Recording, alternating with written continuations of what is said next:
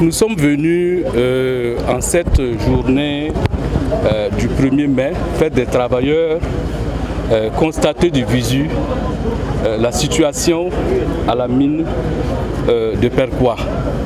Bien sûr, nous avons été mandatés par son Excellence, Monsieur le Président du Faso, pour faire les constatations.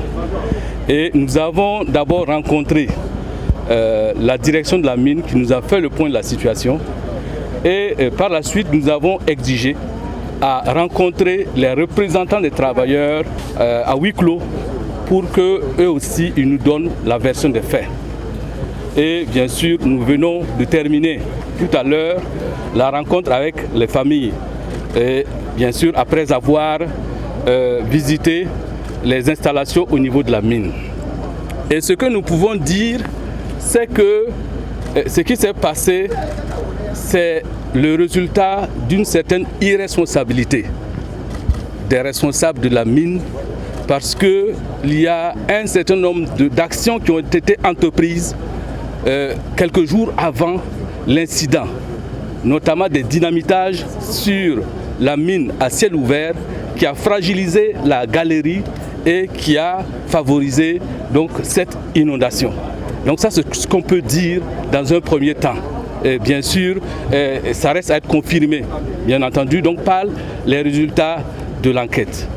Alors, il faut également dire que ce drame qui est survenu pose la problématique de la sécurité au travail, notamment sur les sites miniers et sur bien d'autres sites.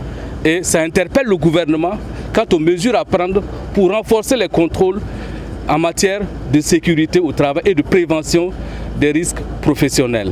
Alors il faut également ajouter qu'il y a une enquête judiciaire donc, qui a été déclenchée et il y a des mesures conservatoires qui ont été prises pour empêcher les premiers responsables de la mine donc, de quitter le pays. Et des instructions ont été données fermement donc, au ministre de la Sécurité donc, pour cela. Et nous avons mis la pression, nous avons demandé à la direction de la mine de redoubler davantage d'efforts, de mettre un peu plus de moyens pour que ça puisse se faire avant.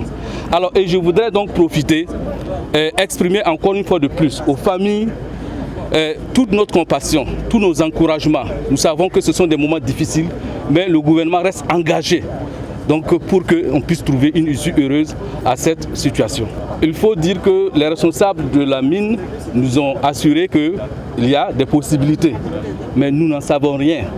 Voilà, au regard des informations que nous avons reçues et que nous avons recoupées, je vous avoue que je ne peux pas dire que je n'aurais pas rassuré.